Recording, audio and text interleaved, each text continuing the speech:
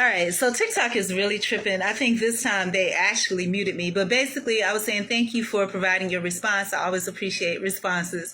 Sage 632 was kind enough to comment back and clarify and say, and not tribe is a Native American tribe, tribe is a sociological phenomenon of tribalism.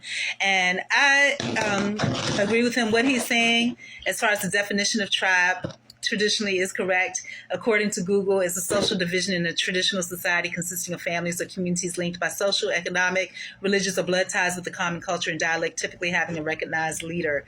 So, but when I think of tribes, even though technically, and it gives an example of indigenous Indian tribes, ethnic groups, people, race, nation, when I think of tribes, even though he's correct technically according to that, when I think of tribes traditionally, I don't think of anything with Western culture or quote unquote civilization. When I think of America, I think of westernization and I think of colonization. That's all that comes to me. When I think of tribes, I think of all of the ethnic groups that fall under the corrupt power and usurpation of that.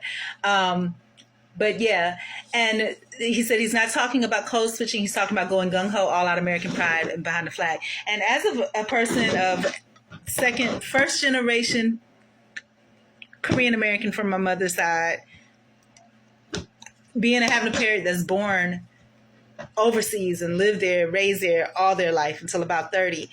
I can speak on this that, sometimes it's not just going out all American pride behind the flag, it's for your protection.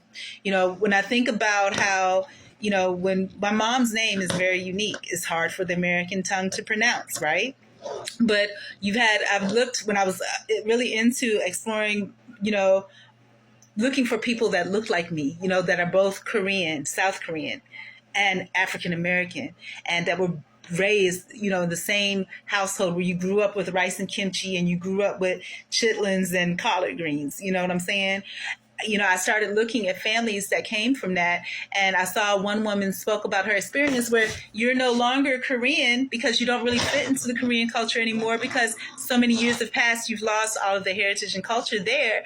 And then when you come to the U.S., the first thing they told her name, I'm making up a name, let's say her name is Oksun or Young Me, right? And they say, okay, we're going to call you Susan. And she's like, hell no, you're not going to call me Susan because somebody can look at me. What kind of fool is that? You can look at me and clearly tell my name is not Susan. You know what I'm saying? You can look at my face, the way I talk, my name is not Susan, But then also what saddens me too, looking at myself growing up, when I came here, I would get notes home from school, Miss Willoughby, we think it would be better if Maria spoke. If you guys try to speak all English at home, Maria would fit in better. Or, my mom used to send us in traditional Korean clothing. Now, this is in the 80s now, early 80s. My mom had us in full out Korean clothing like you see in the old school videos, right?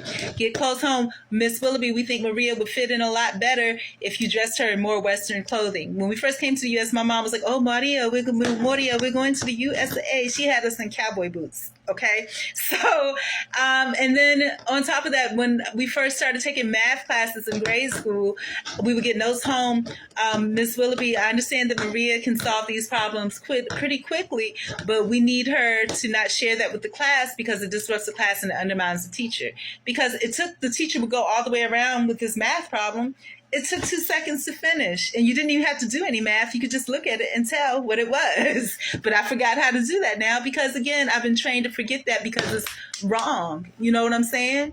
So that's the thing. And then it makes me sad when I look at all of these cultures of people that have parents that were born in another country overseas. When they come here, they're taught not to speak the traditional language anymore. What made me sad, I don't speak Korean anymore. All I can remember, and I can barely remember that now because I'm no longer part of my mom's family, is sit down and shut up and hurry up. That's what I can remember, But when I was living in South Florida, all the Spanish people there, as I was learning Spanish, I can write Spanish better than I can speak, but they were just like, they didn't know how to write Spanish, but their parents and family were Hispanic, and they had to learn Spanish in high school with regular American kids because their parents didn't want them speaking that language at home because they wanted them to fit in. So sometimes it's not a thing about being altruistic or anything like that. Sometimes it's a thing about protection. You're not wanting to be singled out. You know what I'm saying?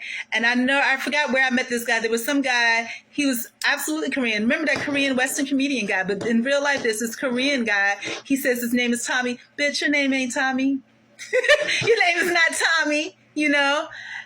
And it's to fit in. And when you think of me, you know, I've been a bitch for different things too, you know, the legal system. So now I have to be like, I throw in a curse word so much that now it's part of my not at work vernacular, you know, and I don't like it. So we always need to be true to ourselves. My time is running out, but thank you so much for responding and giving me something to comment on and think about. I love you. Bye.